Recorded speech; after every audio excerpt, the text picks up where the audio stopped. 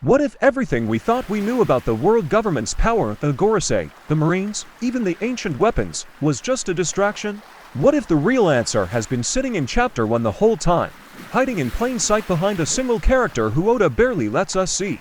Today, I'm going to argue that Imu'S devil fruit isn't what any theorist has proposed.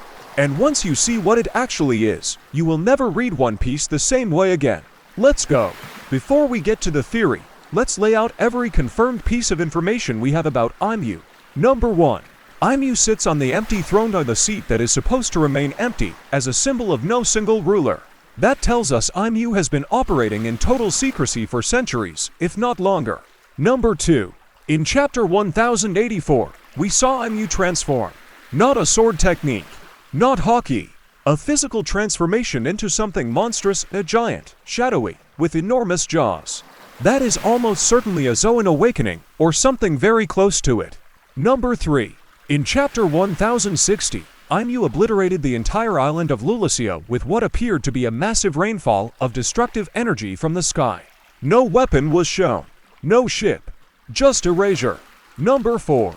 The world government has been suppressing history for 800 years. Specifically the Void Century. Specifically anything related to Joy Boy, the Ancient Kingdom, and crucially, the nature of the D. Now here's the question nobody is asking properly. What kind of power lets you live for 800 years, erase islands from the sky, and transform your body into something inhuman? Let's build the theory. Most theorists have landed on 3 main candidates for Imu'S fruit. Candidate 1. The Opope no Mi, the so-called ultimate devil fruit. The Opope can grant immortality through the personality transplant surgery. Law told us this directly. Someone could have eaten the fruit 800 years ago, granted Imu'S immortality, and died doing it. That's a clean explanation. It covers the longevity. But here's the problem: immortality from the Opope is passive. It doesn't give you the ability to destroy islands from the sky. And we've seen the current Opope fruit law has it right now. So unless there were 2 of them, this doesn't hold. Candidate 2. Something related to Walpole's Baku Baku no Mi. Some theorists point to Imu'S transformation in 1084 as resembling a creature built around consumption, enormous jaws, a body that absorbs and devours. Interesting, but Walpole exists and currently has this fruit. Unless Imu'S possesses a mythical Zoan variant built around the same concept, this hits a dead end. Candidate 3. A completely unknown mythical Zoan. And this is where I want to take you. What if Imu'S fruit isn't based on an existing creature, but on a concept? Think about the mythical zones we already know. Marco has the phoenix, a creature of resurrection. Kaido has the dragon, a creature of domination and sky-splitting destruction. Luffy's fruit, a Nikad, is based on a god of liberation, of joy, of freedom. These aren't just animals. They are ideas given physical form. Now ask yourself, what idea sits at the absolute opposite end of liberation and joy? Void, erasure, nothingness. What if Imu'S ate a fruit based on the concept of absolute negation, of something like a god fruit model?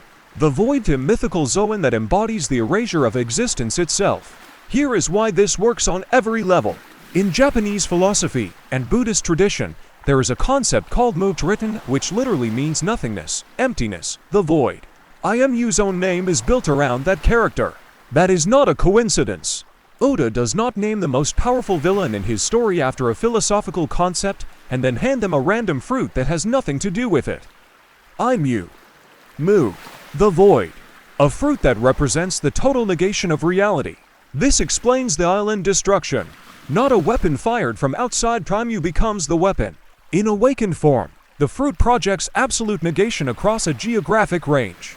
That's why Lulacia didn't burn, didn't explode, didn't sink from an impact. It was unmade. The panels show it sinking as if it had never existed. Survivors were erased from the narrative. That is not the language of a bomb or a cannon. That is the language of the void. This explains the monstrous transformation in Chapter 1084. A mythical Zoan of void or world erasure would manifest as something that consumes reality rather than inhabiting it, hence the enormous shadowy form, the jaws, the darkness, the sheer scale that dwarfs everything around it. This explains the immortality. A fruit based on void exists outside of time, because time itself is a property of existence. The void is untouched by it. Imu doesn't age because Imu's power is inherently apart from the flow of the world. And this explains the suppression of history most of all. If your power is erasure, you don't only delete islands. You delete knowledge. You delete memory. You delete meaning from the world. The poneglyphs were built from an indestructible material precisely because their creators knew someone with this exact power would come to erase what happened.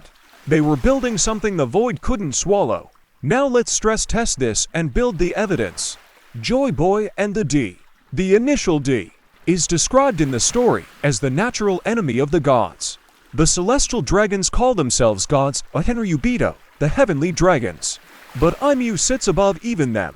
If Imu's fruit is a god-type mythical zoan, a literal deity fruit representing the absolute, then the D, being their natural enemy, stops being metaphorical. It becomes cosmically literal. Joy Boy was the champion of freedom, Nika's vessel, and he failed. The world changed 800 years ago because Joy Boy could not keep his promise. What if the reason he couldn't keep it is that Imu's power directly cancelled his? Void against the sun god. Erasure against liberation. Darkness against the most free man in the world. That's not just a plot structure, that's a thematic architecture Oda has been building the entire series toward. Look at Lulacia again more carefully. I want you to really look at those panels. The island doesn't combust. It doesn't crack apart from below. The energy comes from above. Yes, but the result is not destruction in any normal sense. It's removal. The official report afterward treats it as if the island simply never existed. Morgans and the news infrastructure don't cover it in a way that makes physical sense for a weapon. That is a storytelling choice by Oda to frame this as erasure, not attack. Now the empty throne. The official explanation is that it remains empty to symbolize that no single ruler controls the world. But think about that from Imu's perspective. Why would someone who actually controls everything accept the symbol that they don't? Because the throne's emptiness isn't symbolism for the world, it's a reflection of Imu's nature. You cannot represent void on a throne. The absence is the point. The seat exists as a stage for everyone else to perform their politics, while Imu, the void, watches from outside the frame. Then there are the 5 elders, the Gorosei. In the recent chapters they have revealed monstrous Zoan transformations of their own. Saturn is a spider demon. They are ancient, untouchable, operating on a level far beyond normal power. Oda is telling us the entire inner circle of the world government runs on mythical power at its core. Imu, who sits above all 5 of them, would not have a lesser fruit. Logically, the fruit that rules them all is the one that encompasses everything they represent, which means it sits at the apex of the god-type category. And then there's Vegapunk's final message to the world. He told everyone that sea levels are rising, that the world itself is slowly being destroyed, that the world government has known this and buried it. A fruit based on the void or the concept of world negation could be the direct cause of this. Imu's mere existence slowly unmakes the fabric of the world, the way a black hole warps space around it without trying. Imu isn't causing destruction on purpose at a macro level. Imu's existence itself is the wound in the world. So what does this all mean? Why does this theory change everything?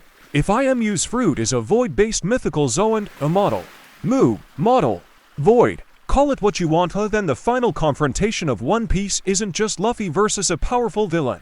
It becomes the literal embodiment of freedom, and joy against the literal embodiment of erasure and nothingness. Nika against Mu, sun against void. That's not a fight, that's a creation myth. It also reframes the entire 800-year history. Joy Boy didn't just lose a war. He couldn't defeat the void. And the promise he made, the one he left for whoever the next Nika would be, is the promise that one day someone would be free enough, joyful enough, ridiculous enough to do what he couldn't. To make the void laugh. To turn nothingness into something. And if Luffy's awakening is based on the reality that the world itself responds to his freedom, his Gear 5 literally makes reality cartoon-like, makes the laws of physics subordinate to joy, then his power isn't just strong. It's the only thing in existence that can answer the void.